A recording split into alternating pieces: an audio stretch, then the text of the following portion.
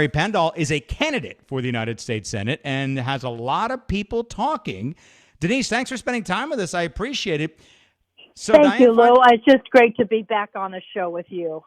So, I mean, you've heard the story, and I don't know if you've seen the video. Feinstein clearly not. I mean, she needed a rest break. She's 90. I understand. Mitch McConnell is 81. I don't know exactly what happened. We'll find out. But this is not the first time. And frankly, it's the Senate Appropriations Committee. I mean, it's a lot of money at stake when we're talking about the defense budget. Well, I think we could do better.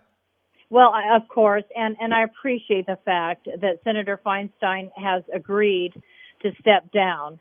I mean, she is over 86, and it's certainly time. Not that other people 86 aren't doing extremely well in life and are very independent and, fit as a fiddle and sharp as a tack. But, in this case, this is not how her life and her aging process has developed. Mitch McConnell, the United States Senate Republican, he froze for about 21 seconds while speaking to reporters yesterday.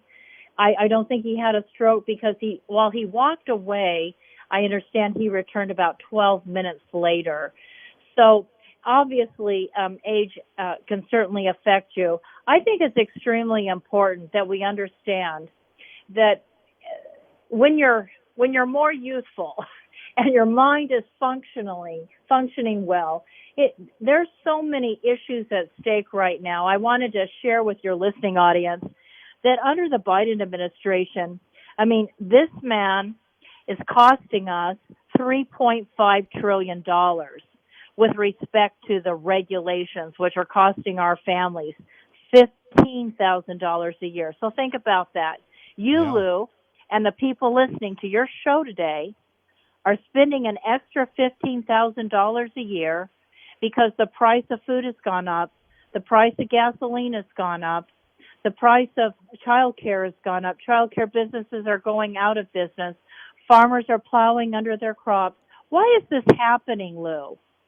Why is it happening? Because we have a federal government with Democrats at the top, sitting at the top of the executive branch, and we have Democrats still controlling the United States Senate that are literally putting over 3,600 new regulations that are hitting the books. We've got now piles of regulations that fill more than 175,000 pages in the Code of Federal Regulations. And I'd like to say to the people of California and to the people listening to your show today, Lou, that as their United States Senator from California, one of the first things I want to do is start getting rid of regulations. And one way to do that, first and foremost, is to pass legislation to ban NEPA. And I noticed that Speaker McCarthy mentioned that the other day. NEPA is the National Environmental Protection Act. And what has happened as a result of that federal piece of legislation that was passed back in 1970? What has happened is we've had the California Water Board turning off our water to our farmers and ranchers.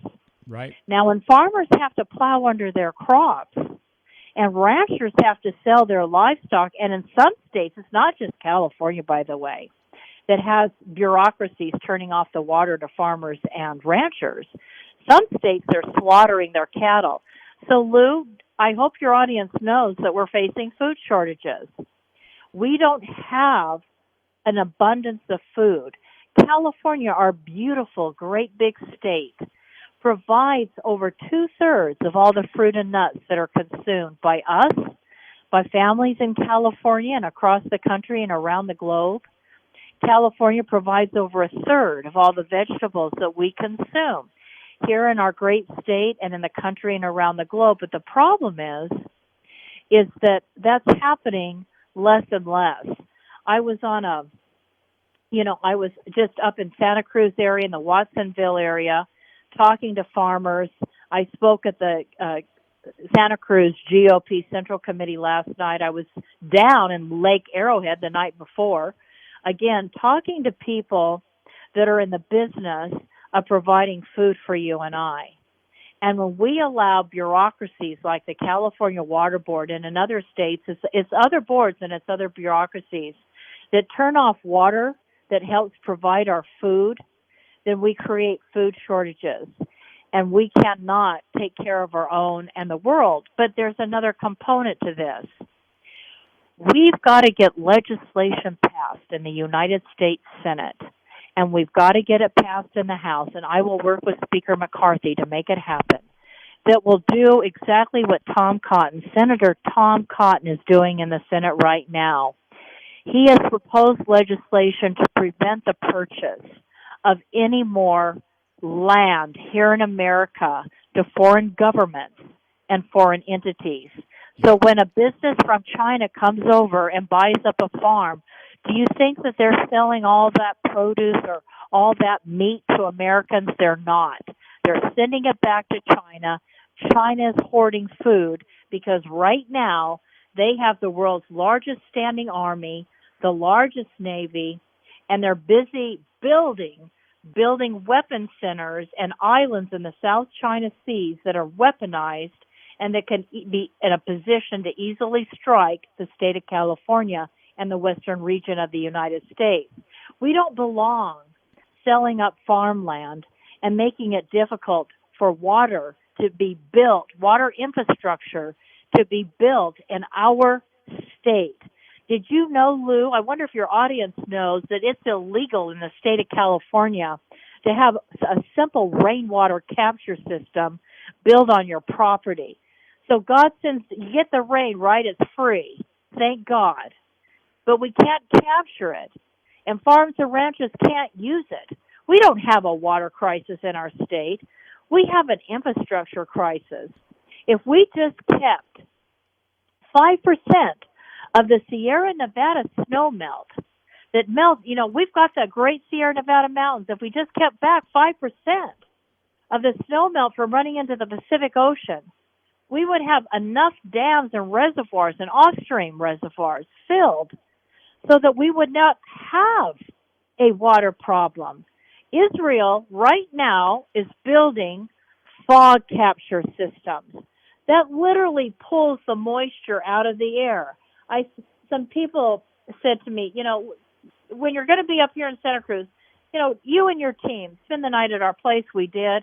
We woke up in the morning. We walked out looked out at their beautiful farm, and it was foggy this morning in Santa Cruz. And I thought, wow, they had a fog capture system on their property. They would have all the water they could possibly use or need.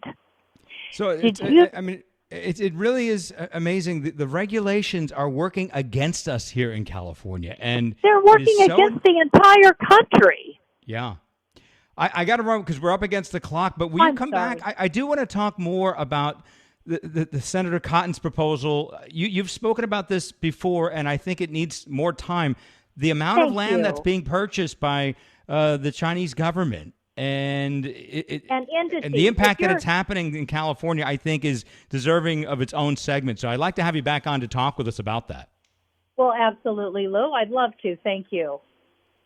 Tell folks how they can hear more of you and how they can learn more about your campaign.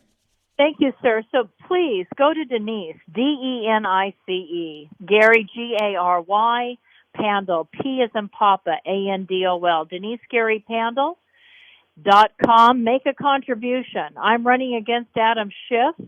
This is an individual who has, of course, committed felonies and doesn't have a problem selling our land to China. When you sell land to China, let's talk about how that not only hurts the food supply. Let's talk about the saboteurs that are crossing the border illegally and are being used and hired to fill up what is amounting to police stations and intelligence infrastructure right here on our own homeland.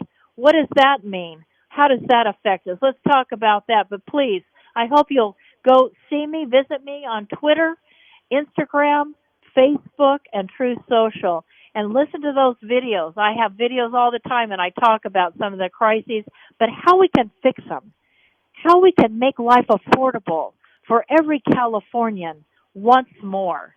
Thank Denice you, Gary-Pandol, thank you so much. Always good to catch up with you. We'll catch up with you again.